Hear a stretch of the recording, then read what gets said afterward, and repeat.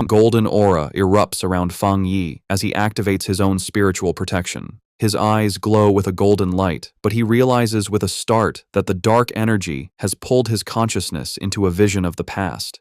He finds himself standing alone on a deserted street in a ruined city, looking up at the massive, terrifying red eye of the anomaly that had consumed the sky. Inside the mental vision, the anomaly's massive red eye looms over the ruined city and asks Fang Yi who he is. Fang Yi realizes that by touching the dark attribute left in Elder Wu's body, his spirit was pulled into this dangerous illusion. Unbothered, he confidently replies that his identity isn't important, as he is just the one who has come to eliminate it. As his hand glows with blue lightning, he concludes that this anomaly isn't as powerful as it seems. In response, the giant eye launches a massive, sharp red spike at him, catching him by surprise. Fang Yi quickly activates his golden sun breathing technique, his eyes glowing with golden power as he prepares to defend himself. He swiftly dodges the storm of red spikes that rains down from the sky. The anomaly then unleashes tendrils of strange, red and black lightning.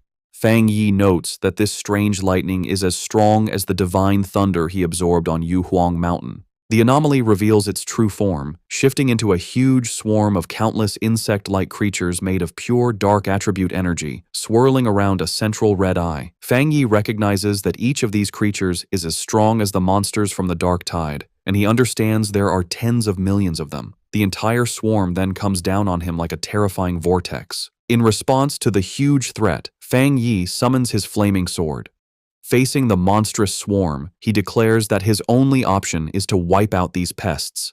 With a determined shout, he charges forward and unleashes a massive, fiery slash that cuts a bright path through the heart of the swarm. His powerful attack successfully cuts the central eye of the creature in two. He analyzes the threat, identifying it as an S-level collective anomaly. However, he guesses that its power has been greatly weakened.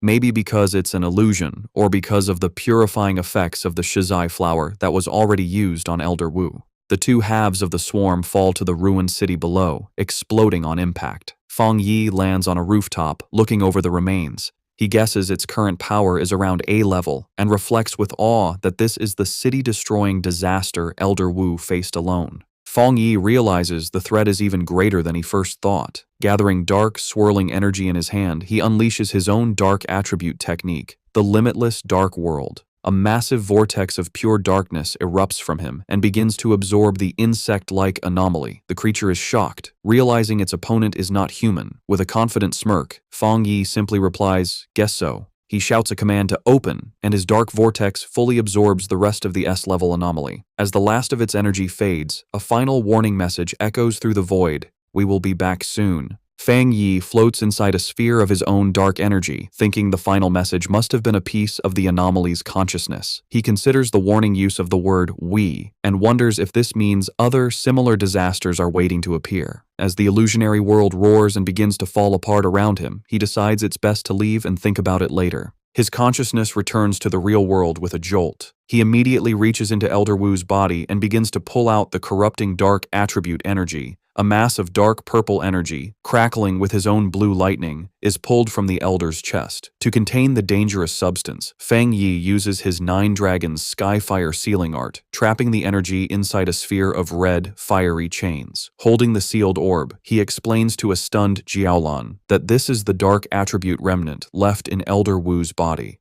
He concludes that this must be the last piece of the city-destroying anomaly. He explains that while the sealed orb of dark energy is still powerful, its influence has been greatly reduced thanks to the shizai flower and Elder Wu's own seal. He praises the Elder, noting that he is truly the nation's #1 pioneer for using his own body to hold back the dark power. He knows anyone else would have died many times. As Jiaolan looks at her teacher, she sees the red veins on his face have faded and his breathing seems more peaceful. She tells Fang Yi that he has truly saved the Elder's life. Fang Yi, however, humbly says that it wasn't all his own ability. He explains that without the shizai flower weakening the corruption first, he wouldn't have been able to remove the stubborn dark attribute. Jiaolan agrees, saying that while the flower saved the Elder's life, Fang Yi's power has now given him a chance for a full recovery. With a final surge of power, Fang Yi clenches his fist and completely crushes the sealed orb of dark energy, turning it to dust. He announces that the remnant is now completely useless.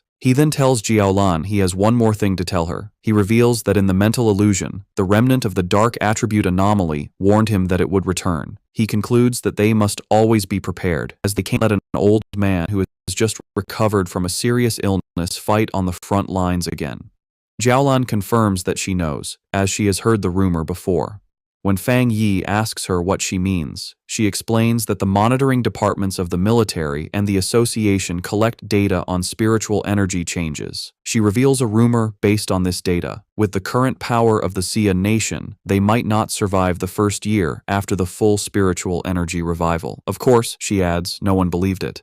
Feng Yi remarks that monitoring spiritual energy changes sounds very official. Jiaolan then asks if he also believes the rumor could be true. A shadow crosses Feng Yi's face as he wonders if his own rebirth has somehow changed the future. He recalls that in his original timeline, he lived for 3 years after the spiritual energy revival, and by that time, the entire planet had been nearly destroyed. Coming back to the present, he puts a comforting hand on Jiaolan's shoulder, telling her not to overthink things and that Elder Wu should wake up soon.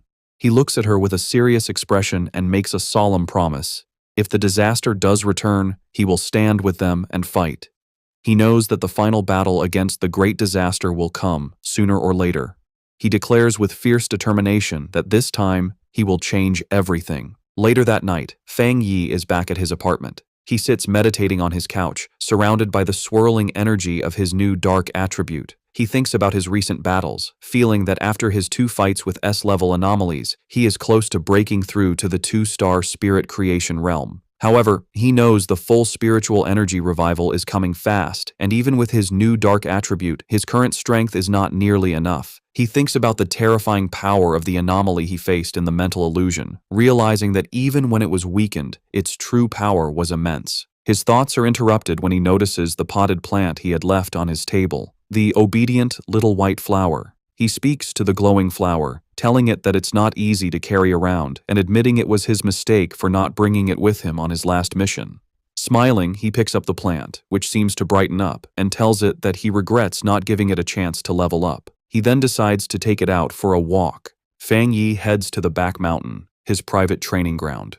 As he walks along the moonlit path, he notes how skilled the association's plant research department must be. He observes that in the short time since the area was last damaged, the forest has already begun to recover, a sign of nature's improved self-healing in this new era. He finds a good spot in the woods and kneels down, taking the flower from its pot to plant it in the rich soil. He makes a mental note to thank Su Qingying and her team for securing this place for him. As he prepares to plant it, he holds the flower and gently warns his new companion to take it easy and only absorb a little at a time, reminding it that if it becomes too greedy, not even all the forests on the planet would be enough to feed it. Once in the soil, the obedient little white flower immediately takes root. A massive vortex of green, life-draining energy erupts from the plant, spreading quickly through the forest and absorbing the life of all the nearby trees. After a few moments, Feng Yi stands with his arms crossed in the now dead and empty section of the woods, deciding that the flower has absorbed enough for now. With a satisfied smile, he gently pulls the brightly glowing flower from the ground, roots and all, and tells his companion it's time for them to find a new place to feed. He holds the plant, which seems to bloom with new energy, and wonders where it might rank among all the evolved plant-type spirits.